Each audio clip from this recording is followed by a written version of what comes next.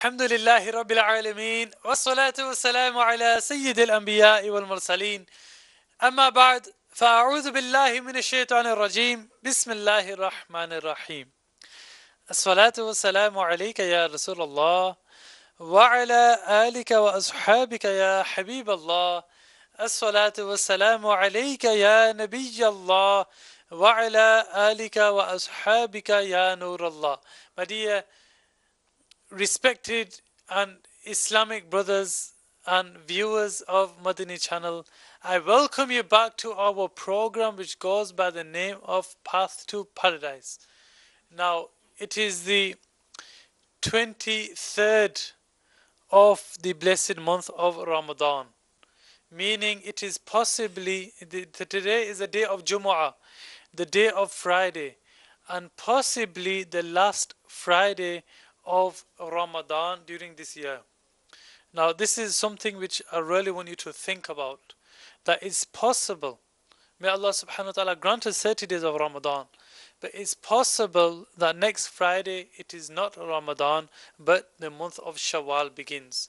May Allah subhanahu wa ta'ala grant us the ability to make the most of this blessed month of Ramadan and grant us, especially during this month, the path to paradise.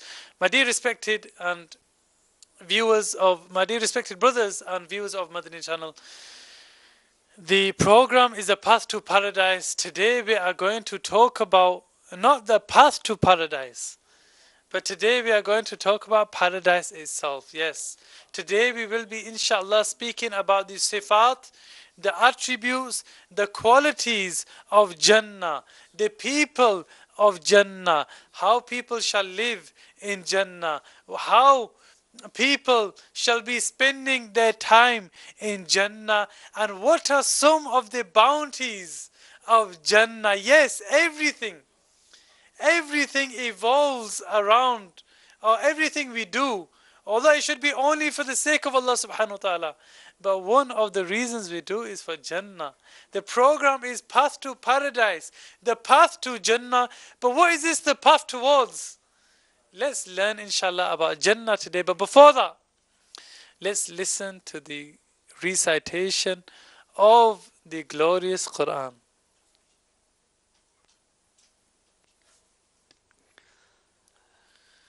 أعوذ بالله من الشيطان الرجيم. بسم الله الرحمن الرحيم.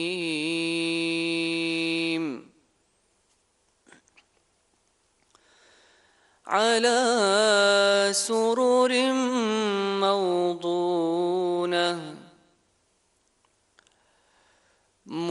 متكئين عليها متقابلين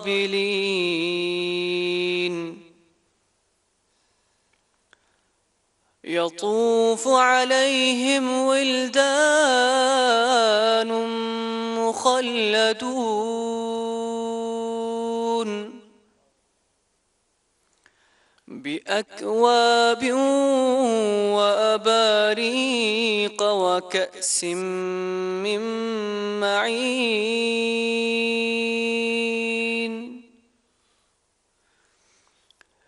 لا يصدعون عنها ولا ينزفون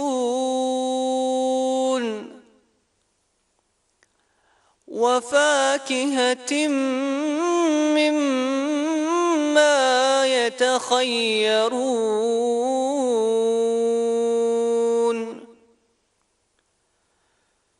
ولحم طير مما يشتهون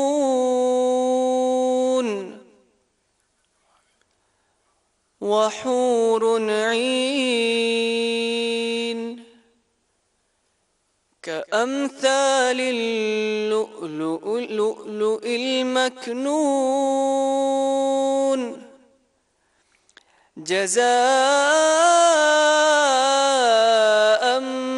بما كانوا يعملون Allah. آمنت بالله صدق الله العظيم. صلوا على الحبيب sallallahu ta'ala ala Muhammad sallallahu ta'ala alayhi wasallam. We have just listened to the ayat, the verses of the Holy Quran. Amarba, do you have the translation there with you?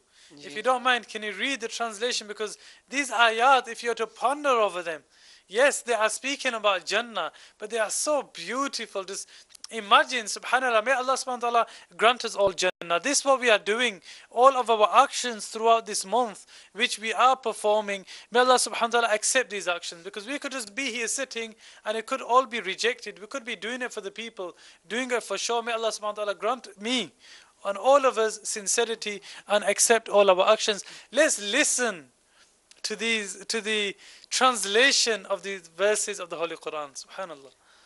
These verses that were recited, they are mentioning the blessings that the people of heaven will be given by Allah subhanahu wa ta'ala.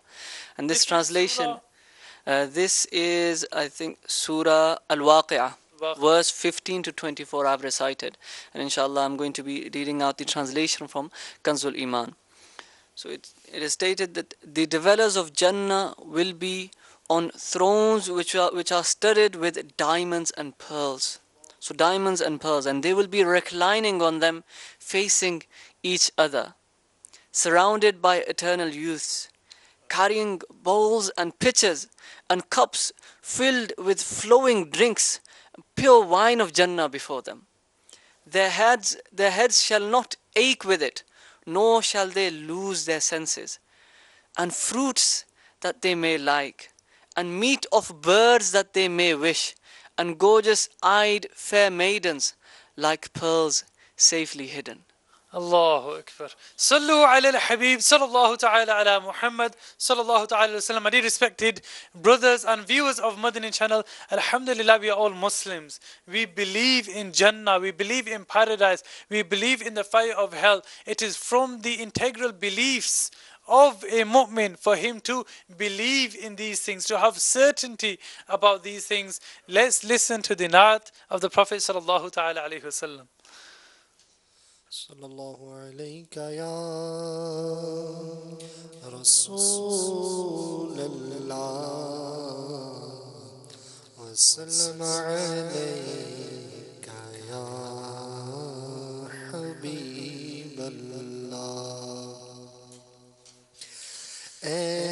کاش تصور میں مدینے کی گلی ہو،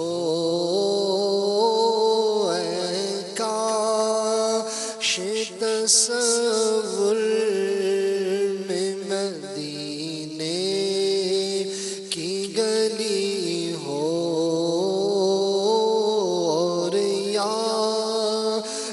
محمد کی میرے دل میں بسی ہو، اور یاد محمد کی میرے دل میں بسی ہو، اللہ کی رحمت سے تو جنت ہی ملے گی، اللہ کی رحمت سے تو جنت ہی ملے گی، اے کاش محلے میں جگہ کہ ملی ہو، اے کاش محلے میں جگہ ہو، دو سوز بلال آقا ملے درد رضا سا،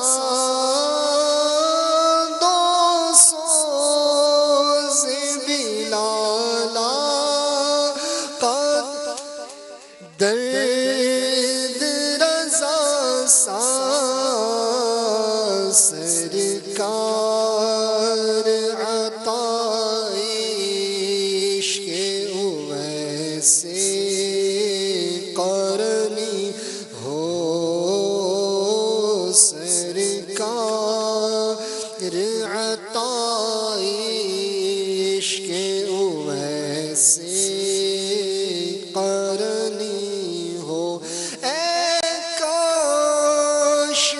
مدینے میں مجھے موت یوں آئے، کاش مدینے میں مجھے موت یوں آئے، چوکھٹ پہ تیری سر ہو میری روح چلی ہو، چوکھٹ پہ تیری سر ہو میری روح چلی، اللہ کرم ایسا کرے تجھ پہ جہاں میں، اللہ کرم ایسا کرے تجھ پہ جہاں میں، اے دعوت اسلامی تیری دھوم مچی ہو، اے دعوت اسلامی تیری دھوم مچی ہو، عطار ہمارا ہے، ہمارا ہے، ہمارا عطار ہمارا ہے، سر حشر اسے کاش دستے شہبت سے یہی چٹھی ملی ہو، دستے شہبت سے یہی چٹھی ملی ہو۔ صلوا علی الحبیب صلی اللہ تعالی علی Muhammad sallallahu ta'ala alayhi wasallam. My dear respected brothers and viewers of Madani channel, the program is the path to paradise. May Allah subhanahu wa ta'ala take us all to Madinat al-Munawwara. May Allah subhanahu wa ta'ala grant us death in Madinat al-Munawwara. Many people would be wondering, they're listening to them now, they're asking, wanting to go to Madinat al-Munawwara and then to be granted death in Madinat al-Munawwara. No doubt this is only the lovers of the Prophet who wish for this. The Ashiqani Rasul, the lovers of the Prophet sallallahu alaihi wasallam who beg for this. This was the act of Hazrat Umar Farooq radhiyallahu ta'ala anhu. The Imams of the Ahl Sunnah wal Jama'ah, people like Imam Malik radhiyallahu anhu. It's been mentioned Hazrat Umar Farooq would always do dua. He would constantly do dua. Allahumma rzuqni shahadatan fi sabilik. Waj'al mawti fi baladi rasulik. That, oh Allah Azza wa Jal, grant me shahada in your path. Grant me martyrdom in your path. Waj'al mawti, and make my death in Madinat al-Munawwara. That when you grant me death in Madinat al-Munawwara. Why? The Prophet sallallahu alaihi wasallam says that for those of you that can, then they should die in Madinat al-Munawwara. Have we spoken about Madinat al-Munawwara yet? Allahu Akbar. Inshallah, tomorrow we're going to speak about Madinat al-Munawwara, if you also agree, inshallah. But dear Islamic brothers and viewers of Madani channel, today we're going to speak about a part of Madinat al-Munawwara. Because the Prophet sallallahu alaihi wasallam says that which is between my mimbar and my shrine? Yeah, the pulpit. Between my shrine and my mimbar, that is a part from Jannah itself. And Allah Hazrat radhiyallahu ta'ala anhu, so beautiful, is mentioned that when he went and he stepped into that place, that he says, now I can never enter the fire of hell. That now I can never enter the fire of hell. Why? Because the Prophet sallallahu alaihi wasallam says that this is Jannah. And similarly, the Prophet ﷺ says, he who enters into Jannah shall never be sent to the fire of hell. Subhanallah. This was the love of Ala Hazrat radiyallahu ta'ala anhu, Sayyidi Ala Hazrat, the Mujaddid of the last century, the mujaddid of the sunnah of the Prophet sallallahu alaihi wasallam, known as Imam Ahmad Rida Khan. This is a name everybody has to learn by heart. One, we have the Prophet sallallahu alaihi wasallam, we have the companions, we have people like Abdul Qadir Jilani, radiallahu ta'ala anhu, and also known as Ghusi Azam. And then we have people like Ala Hazrat, radiallahu ta'ala anhu. May Allah subhanahu wa ta'ala elevate their rank even more in the akhirah, grant us love for them, and grant us entry into Jannah for their sake. Ameen. They are a path to Jannah. Subhanallah. Now, my dear Islamic brothers and viewers of Madani channel, today we're speaking about Jannah. We have the earth. Above the earth, we have the Sama al-Dunya, meaning that those skies which we can see. Above that, we have what is known as the heavens or the seven heavens. Above the seven heavens, we have the Sidratul Muntaha, meaning the tree of the extreme boundary, you can say, where nothing can pass it, nothing from above can come below. And on the right of Sidratul Muntaha, we have Jannah. Amar Bhai, tell us more about Jannah. Bismillah ar-Rahman ar-Rahim. As we already heard some verses with regards to the blessed qualities and the description and the bounties of Jannah. Another verse in the Holy Quran states, وَمَنْ يَعْمَلْ مِنَ الصَّالِحَاتِ مِنْ ذَكَرٍ أَوْ أُنْثَى وَهُوَ مُؤْمِنٌ فَأُولَٰئِكَ يَدْخُلُونَ الْجَنَّةَ وَلَا يُظْلَمُونَ نَقِيرًا.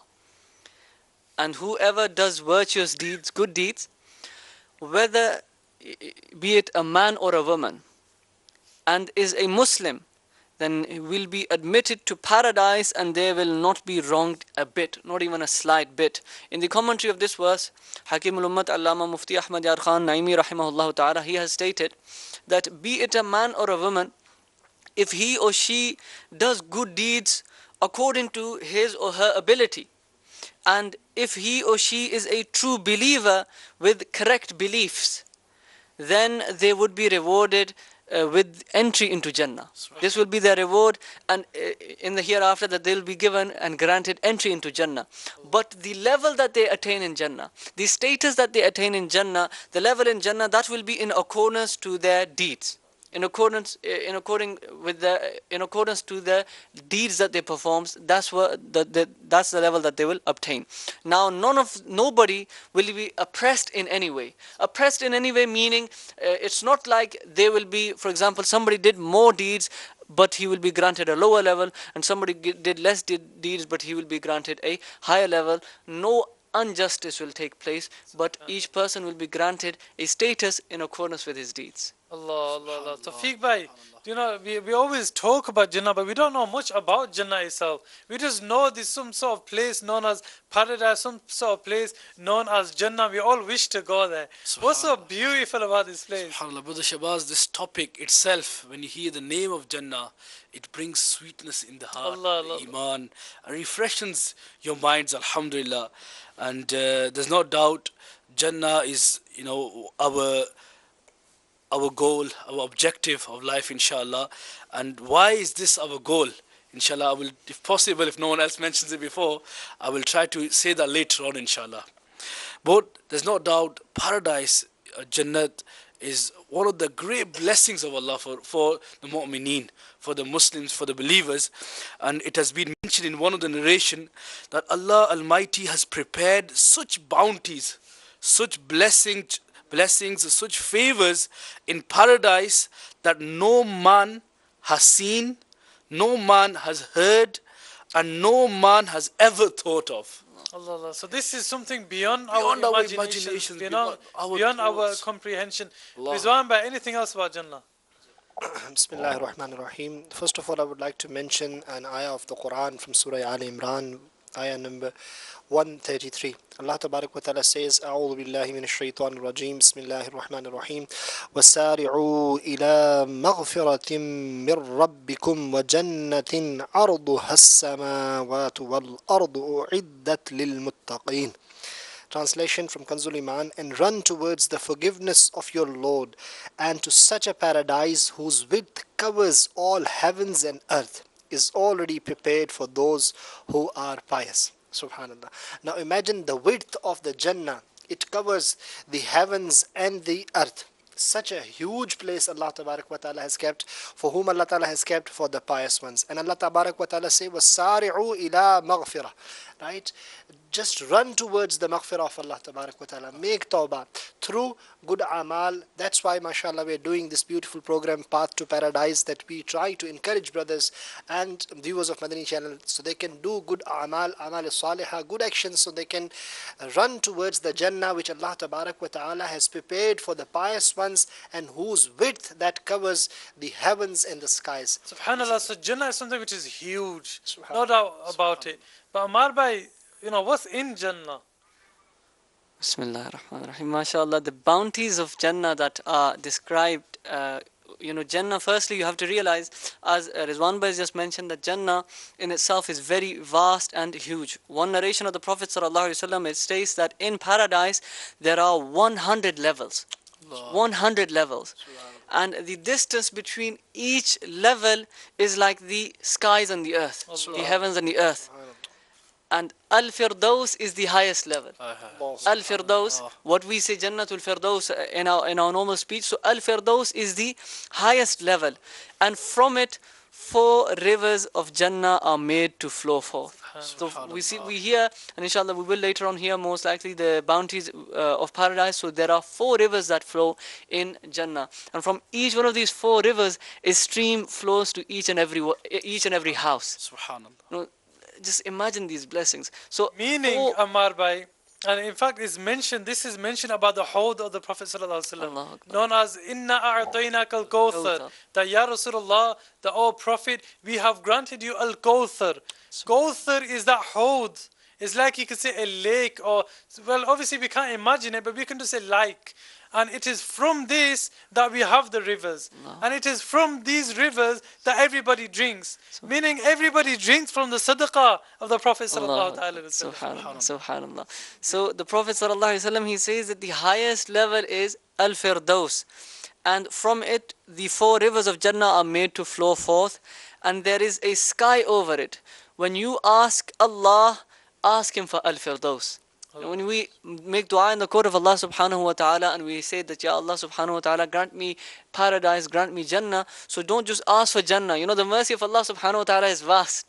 So when you're questioning for Jannah, ask for Jannatul Firdaus, Al-Firdaus. And this is what we've been commanded by the Prophet sallallahu alaihi wasallam. Inshallah, we will eventually go into further details with regards to the bounties, with regards to the rivers, the markets of paradise. We'll go to Tawfiq and then we'll come back to you. In fact, Rizwan Bhai too. MashaAllah, I've got a beautiful hadith of Muslim Sharif. Hazrat Sayyidina Mughira bin Shu'ba radiyallahu ta'ala no quotes from Rasulullah sallallahu ta'ala alayhi wa alihi wa sallam. And Rasulullah sallallahu ta'ala alayhi wa sallam mentioned that Hazrat Sayyidina Musa Kalimullah ala nabiyina alayhi salatu was salam, when he inquired from Rabb Azza wa Jal that tell me about the person who will be in the lowest level of the Jannah. Allahu Akbar. When he inquired that what would be the rank, Allah Tabarak wa Ta'ala said that he will come after the people they would have gone into the Jannah. Right? Those people who will be the dwellers of Jannah, they will have gone into Jannah, and then he will come. And he will be told that enter into Jannah. Then he will request, Ya Rabb Azza wa Jal, how shall I enter? Because hence the people, they have gone to their palaces and then they have achieved their ranks. Then Allah Tabarak wa Ta'ala says, are you happy that I give you the luxuries the way the kings enjoyed in the world? Allahu Akbar. That you get those blessings and ni'mah, the kings in the dunya, they enjoyed. Then he would say, Ya Rabb Azza wa Jal, I am happy with that. I am satisfied with that. Then Allah Tabarak wa Ta'ala says that you have got that, then the missile of that, like that, then the missile of that, then the missile of that. Then further, Allah Tabarak wa Ta'ala will increase in the in'amat and rewards 5 times. And then he will say, Ya Allah, I am happy, I am satisfied. Then Allah Tabarak wa Ta'ala says, this is for you, and then 10 times further for you, subhanallah. And then further it says in the hadith of Rasulullah sallallahu ta'ala sallam, then he will say, Ya Rabb Azza wa Jal, I am satisfied, I am happy.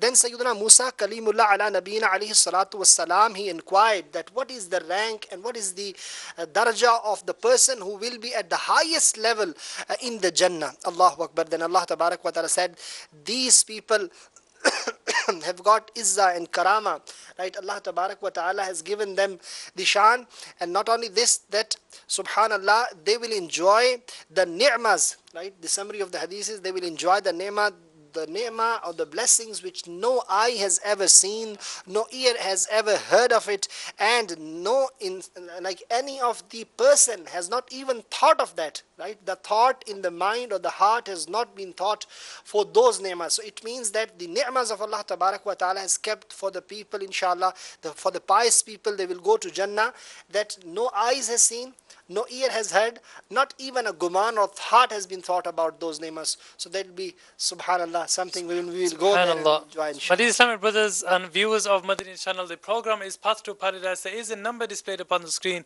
Please send in any messages. If you have any questions, feel free to send in those questions.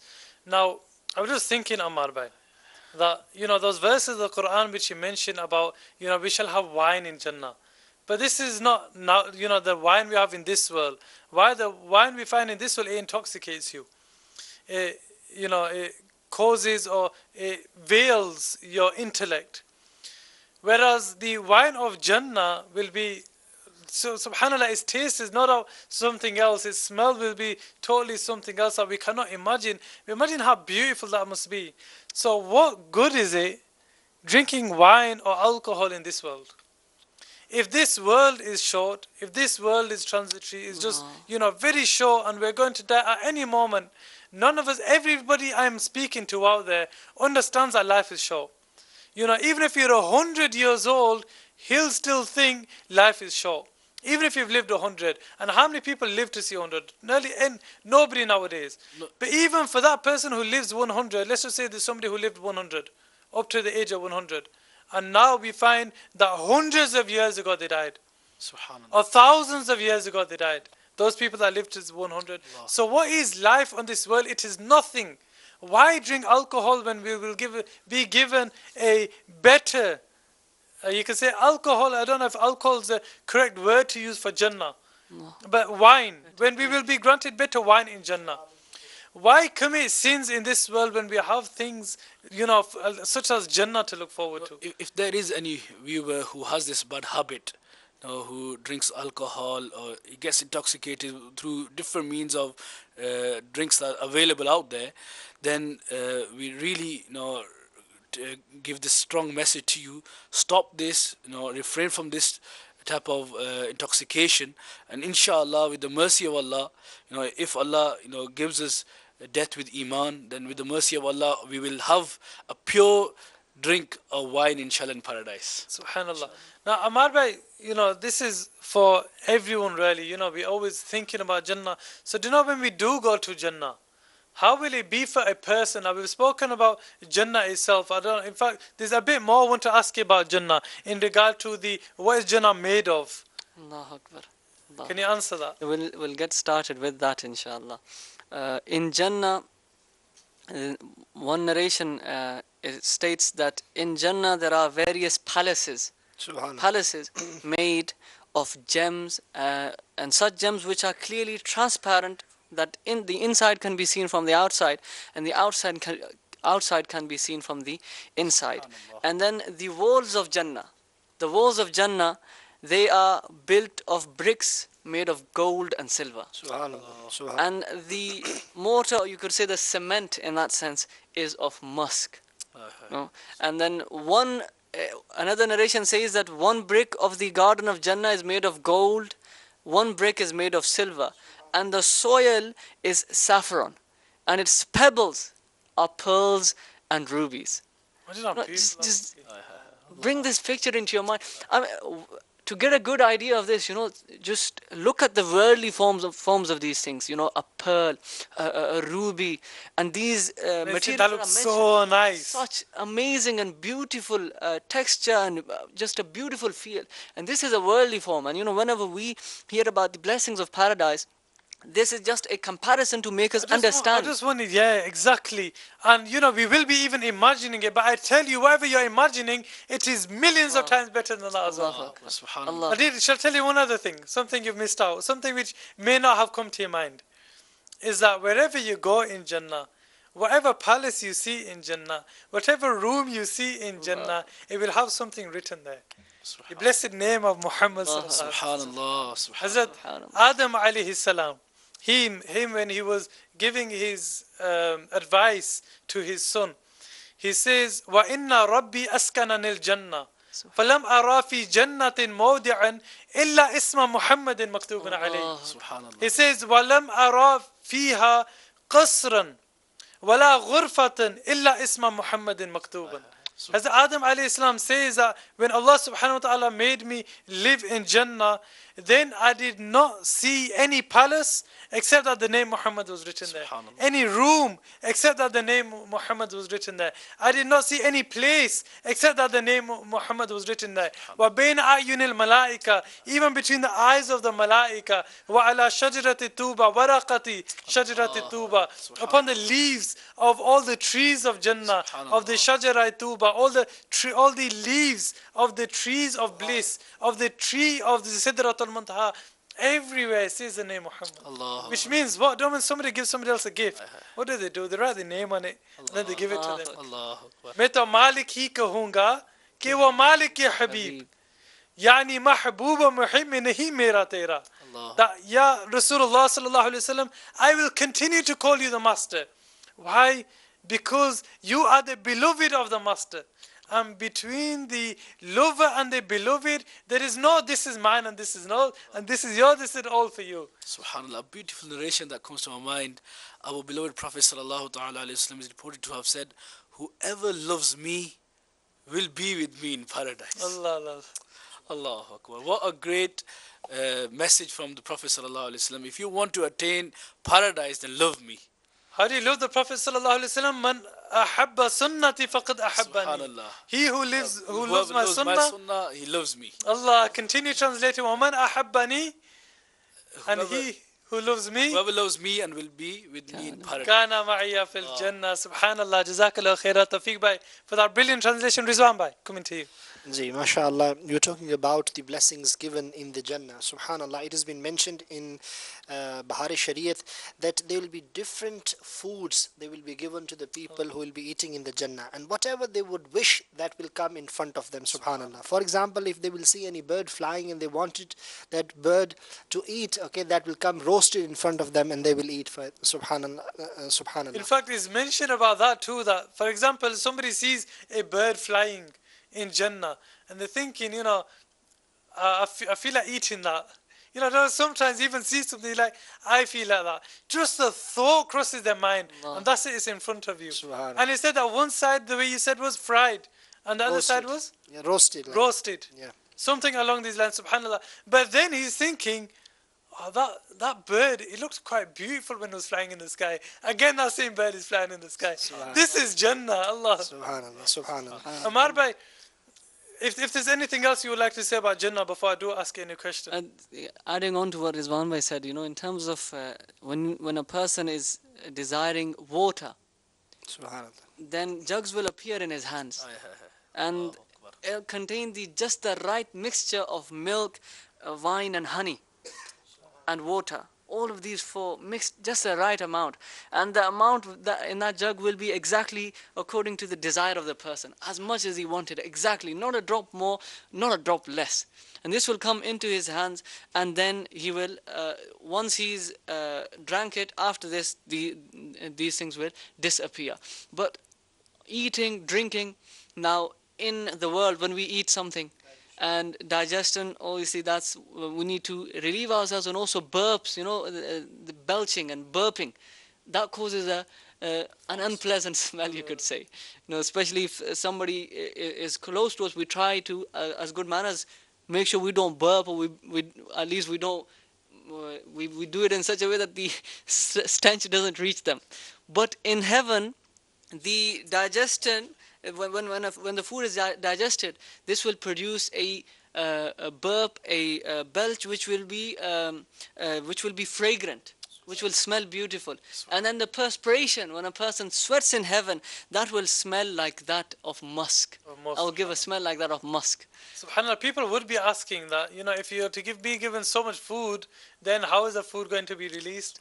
Released as a form of perspiration. SubhanAllah. So also mentioned that in paradise, a person won't need to go to answer the call to nature. He won't need to go to the toilet. SubhanAllah, this is the thing what Amar bhai had just mentioned. Jazakallahu khaira. Rizwan bhai, anything else? I just wanted to add that every person will have 10, at least 10,000 servants standing with him, subhanallah, in the Jannah. Every individual will have 10,000 servants, they will be standing there. And subhanallah, that further it has been said, when a person will take a morsel of the food, it will have a different taste, and there will be 70 different tastes for that. And subhanallah, Allah. and whenever he will take the morsel, the next will have the different taste. And this is the beauty of the Jannah, subhanallah. And each morsel, it gets just tastier and tastier. And you know, each morsel, not only does it have 70 tastes, but each morsel has a distinctive taste compared to the last one. So every time he takes a new morsel, it's like a fresh flavor. So he never gets full and he never gets bored, and he tastes all of these flavors together in such a way that his senses aren't confused. Amar bhai, what's your favorite type of food? Allah Akbar, on the spot. So, from the sweet dish, kheer, which you could say Straight away rice to the pudding, sweet rice dish, pudding, subhanallah. rice pudding. Sweet Alhamdulillah, I think the summary of a narration that a mu'min, a believer, likes sweet and halwa. Subhanallah. Wow. Yeah. Tawfiq bhai, your favorite dish? My favorite dish, well, is the blessing of Madani Mahol, the Madani environment of Dawud Islami, that whatever is cooked, alhamdulillah. That's your But favorite. you must have a preference. I You eat must it. have a preference. Though. Subhanallah. Tawfiq bhai, there's no one specific thing that you prefer over other things? Or maybe you just can't think of something. off Or the is it just top of his head. everything? Well, generally, alhamdulillah, I have the habit, whatever is cooked, Allah, Allah. I normally try to eat. But there's not like one thing which sometimes you think, oh, I feel like that today. I'll say fish. Fish. Fish, Subhanallah. fish, alhamdulillah. That too is a sunnah, subhanallah. Rizama, you? I like rice. You like? Rice. Rice. Subhanallah. Don't ask me, by the way. But just imagine that favorite dish of yours, and you were to eat that favorite dish of yours. How much could you eat? And then after eating it, does that still, don't you think, oh no, I can't have rice today? If you were to have rice one day, even if it's your favorite, if those people who find, a specific burger to be their favorite, a specific pizza to be their favorite, if you were to have it one day, and then another day, and then another day, would you not get fed up of it? I know, because I always have things that I consider to be my favorite. And then that's it, I can only have it for a few days, and then I switch to something else. But this is the beauty of the food of Jannah, Subhanallah. that you have one morsel, and subhanallah, you love it, and the second you love it even more. Subhanallah. And the taste just increases. Allah. This is something which can only be granted to us in Jannah. May Allah subhanahu wa ta'ala grant us al Jannah, Tawfiq bhai. another There, inshallah, Tawfiq bhai, you love all the foods. Allah. There, inshallah, you will love all the foods. Inshallah, inshallah. Another beautiful quality of paradise is that there will be no pain and grief in paradise. Allah, Allah. Allah. In dunya, we go through a lot of struggle, a lot of pain, a lot of calamities, and sometimes we lose hope in the court of Allah, in the mercy of Allah. There's a huge lesson for us that please be patient, have sabr, inshallah. With the mercy of this, inshallah, in paradise, there'll be no pain for us. Allah. Inshallah. What's the age of the person in the Jannah? Subhanallah. And are you asking me that? Anyone? Allahu Akbar. According to a hadith I've read, I may be wrong, but Imam Ibn Hajar Makki al-Haythami radhiyallahu anhu, he says that a person will be of the age of 33. And the reason for this is that this was the age of Hazrat Adam alayhi salam, is what is mentioned. Or a person at his peak is at the age of 33. So when a person is resurrected, he will be according to his normal age. If it's a baby. But eventually, when a person enters Jannah, they will enter at the age of 33. In the Surah Adam is mentioned, meaning looking like Hazrat Adam alayhi salam. And it said there are sittuna zira'un. That 60 zira' means a handspan. You could say like a yard. A yard, I think, yeah. That their height will be approximately 60 yards, and I can't remember the width. If you remember, please tell us. I think I've read or heard about 30 years of age. That's the peak of the age. And mashallah, That everyone. comes to my mind as well. Well, that's something. I know. remember Maybe there this, could be different obviously, narrations. around 30, yeah?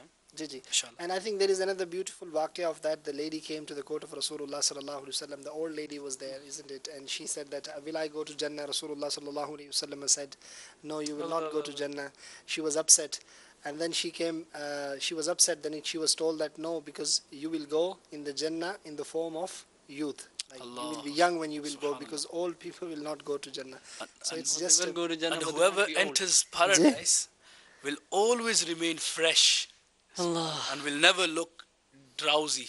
Subhanallah, there's a hadith here stated, Ibn Hajar Makki Rahimallah, he states this, يُدْخِلُ أَهْلُ الْجَنَّةِ الْجَنَّةَ, that the people of Jannah shall enter Jannah. He gives a few different attributes, and then he says, أَبْنَاءَ ثَلَاثٍ وَثَلَاثِينَ, at the age of 33, but it's possible there's other narrations Yes, it also, can be at the age of 30.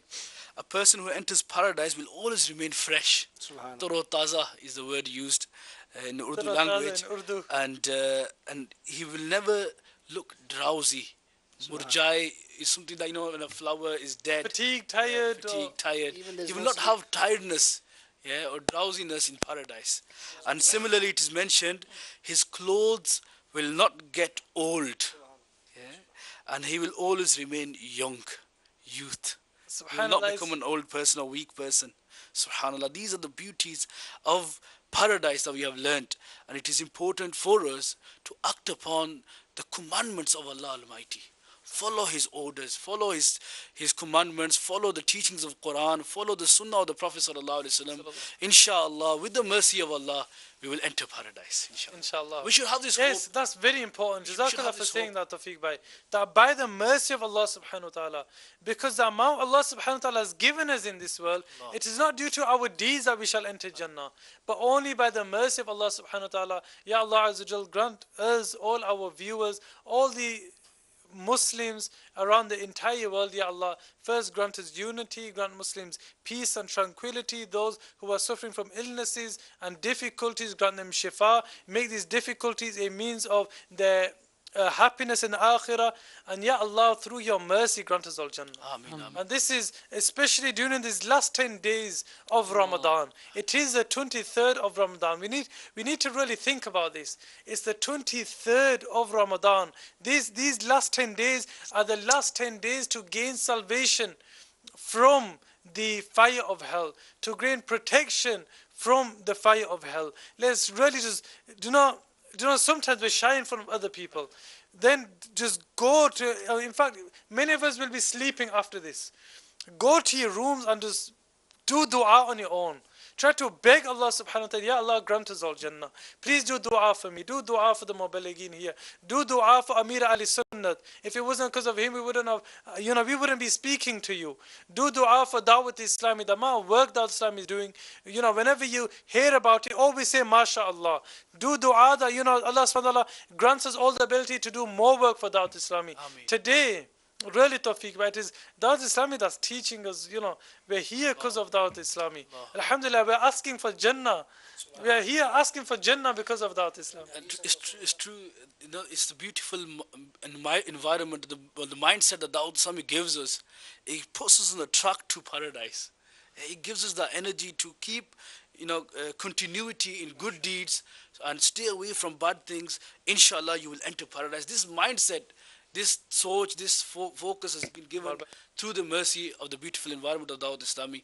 Alhamdulillah, we've spoken about many virtues, many favors of Allah Almighty in paradise. But what is the biggest gift?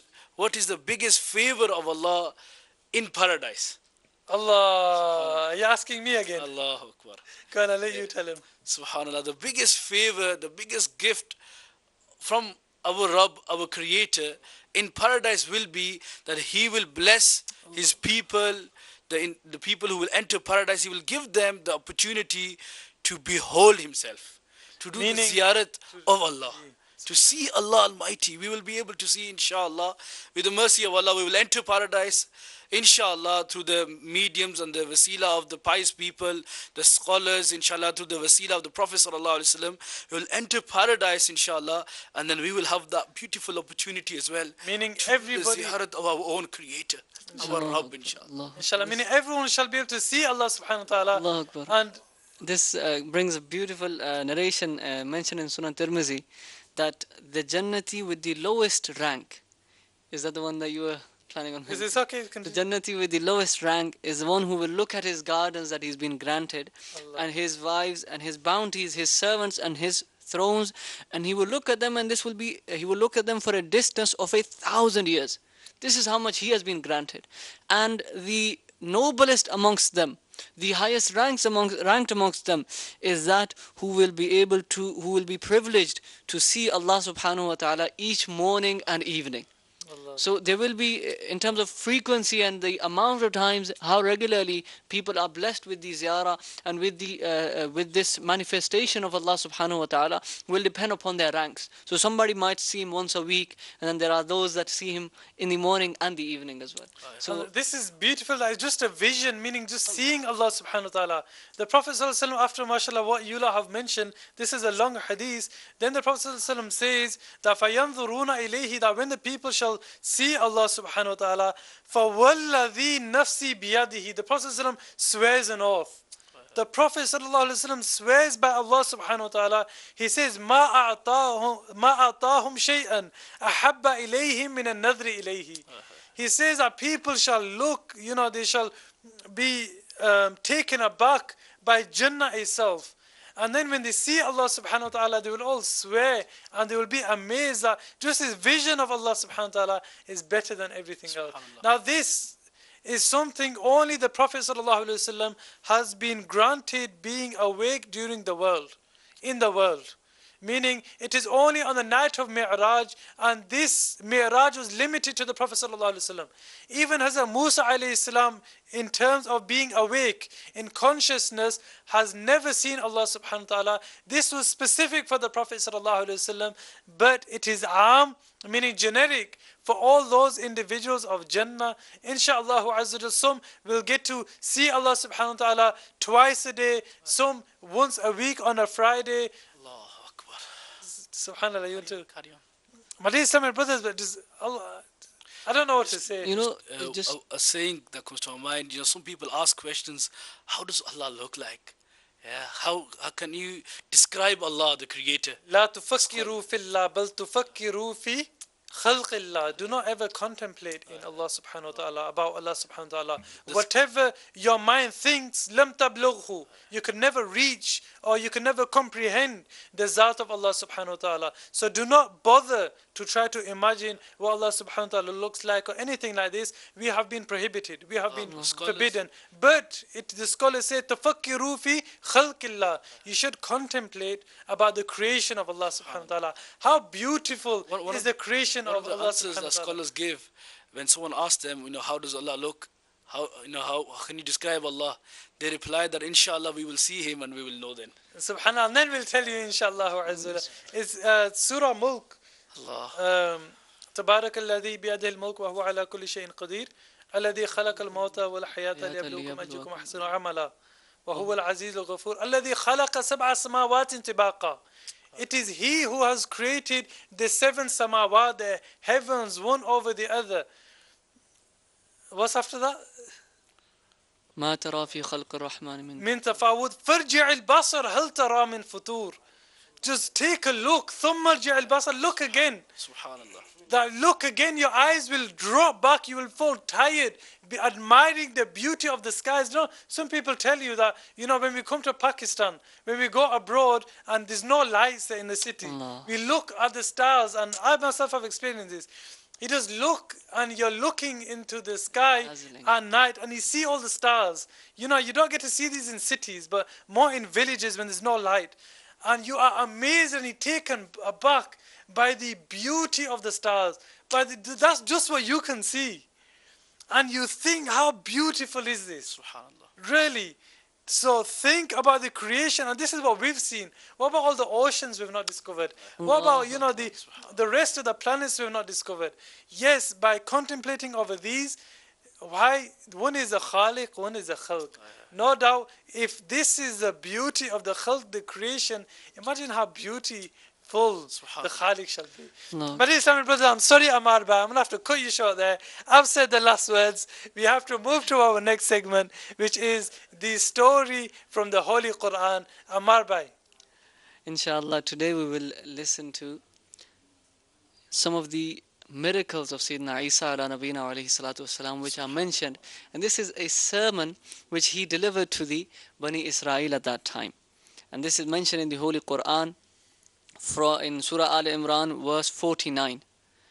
ورسولا إلى بني إسرائيل أني قد جئتكم بآية من ربكم أني أخلق لكم من الطين كهيئة الطير فأنفخ فيه فيكون طيرا بإذن الله وأبرئ الأكمه والأبرص وأحيي الموتى بإذن الله وأنبئكم بما تأكلون وما تدخرون في بيوتكم إن في ذلك لآية لكم إن كنتم مؤمنين. So this is a beautiful sermon that is delivered by Sayyidina Musa ala nabina alayhi salatu wasalam, that and he will be a noble prophet towards the descendants of Israel, saying, I have come to you with a sign from your Lord. I mold a bird-like figure from clay for you, and I blow into it, and it instantly becomes a living bird by Allah's command. And I heal him who was born blind and the leper, and I revive the dead by Allah's command. And I tell you what you eat and what you store in your houses. No doubt in these miracles is a great sign for you if you are believers. SubhanAllah, these are the miracles of Hazrat Isa alayhi salam, known to some people as Jesus. Yes. Hazrat Isa alayhi salam, one, yes, we are Muslims, we believe in Hazrat Isa alayhi salam. He is one of the greatest from amongst all of the prophets. He is one of the greatest prophets, but he is a prophet. And this is something, my dear Islamic brothers and viewers of Madani channel, yes, we may understand, but nowadays, do our children understand this? You need to ask your children, what do you know? Because nowadays in the Western world, he's known as Jesus. Ask your children, who was Jesus? Who was Isa alayhi salam? Tell them his actual name is Isa. He is mentioned in the Quran too. And ask them, what do you know about Isa alayhi salam? Tell them Hazrat Isa alayhi salam was a prophet of Allah subhanahu wa ta'ala. He was one of the greatest of prophets. Yes, he brought the dead back to life, but bi'idhnillah, with the will of Allah subhanahu wa ta'ala, with the permission of Allah subhanahu wa ta'ala, he did this. Yes, he cured the leper, he granted people, many miracles from Hazrat Isa alayhi salam. But he is only a prophet of Allah. He is not God himself, astaghfirullah, neither is he the son of God. And this is something which I recommend everybody who's listening to me, please, really, everyone who's listening to me, if you have children, if you have your own children, if you don't, then if there's any children living in your house, any relatives you have, please ask them and tell them and inform them. It is necessary upon us. Nowadays, our children, they think, astaghfirullah, that Jesus is God. Astaghfirullah al-azim. This is what they believe, or the Son of God. And even amongst Muslim families, I have seen this personally, is why I'm saying this. Please teach your children. Please teach your children. The basic beliefs, the creed and the foundation of our religion. It is important for each and every one of us to learn, and we must learn it in order to pass it on to. Sometimes, Amar Bhai, we think, no, everyone knows this. This is what we think sometimes. We think, oh, yeah, it's obvious, they know it. They don't know it. You're not teaching them. If you're not teaching them, somebody else is. And those people who are teaching them, do they believe in Hazrat Isa alayhi salam to be a son of God or God? Yes, many times they do. And this is what they're teaching our children. This is what they're teaching your children. These are incorrect beliefs. They're totally invalid beliefs. It is something which has to be ridded from the Muslims and in fact from the entire creation. Ji Amar Bhai, sorry to interrupt you there. Continue with your story. In this ayah, there are 4 miracles of Sayyidina Isa ala nabina wa alayhi salatu wasalam mentioned, and we'll see, inshallah, we will try to get as many of them covered as we can. So, first miracle is mentioned, that making birds with clay and making them fly after blowing into them. And this is actually mentioned in Ruhul Bayan as well, that when the Bani Israel, they demanded for a miracle of producing a bird from clay and then making it fly. Now Sayyidina Isa ala nabina wa alayhi salatu wasalam, he made bats from clay, the birds, bats, and he made them fly. So Sayyidina Isa ala nabina wa alayhi salatu wasalam, somebody might be thinking, well, why bats? So Tafsir Ruhul Bayan mentions that he chose bats from among all of the birds because it is the most complete and the strangest bird. Amongst the birds, this is one of the strangest birds because it has teeth like a human being, and it laughs like a human being as well, and it flies with its arms without wings. Without wings, it actually flies with its arms and gives birth like animals. Meaning, instead of laying eggs, it gives birth directly, and it has been. A bat we're talking about. Yeah. Subhanallah, I didn't know that. Jazakallah khairah.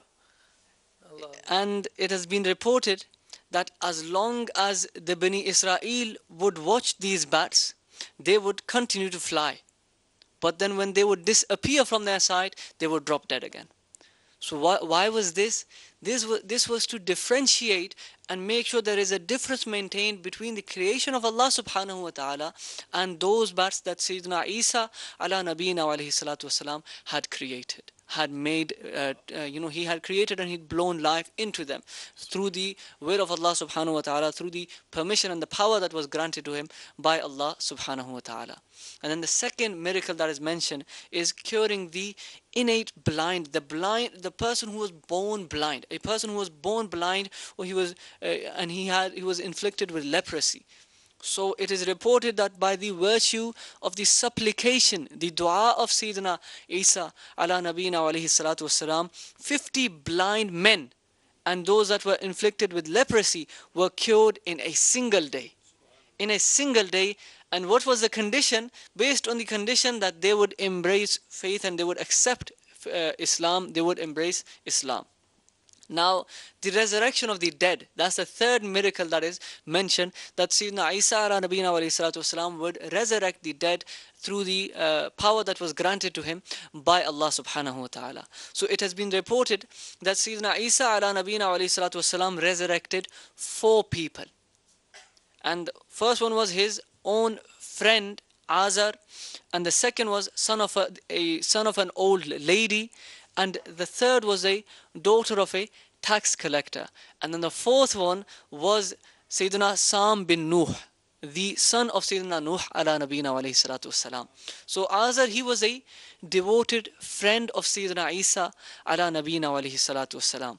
When he was about to die and leave this world, his sister sent a message to Sayyidina Isa ala nabina alayhi salatu wasalam to inform him that his friend and his close friend is dying. Sayyidina Isa ala nabina alayhi salatu wasalam, at that time he was at quite a distance. So when he reached there, he reached after the death and even the burial of his friend. So his friend has died and he's been buried. And now Sayyidina Isa ala nabina alayhi salatu wasalam, he goes and he stands by the grave of Azar. He goes and he stands by the grave of his friend, and he called upon him. And at this point, his friend, he was resurrected, and he came out of his grave. And he lived for many years, and he even became a father as well.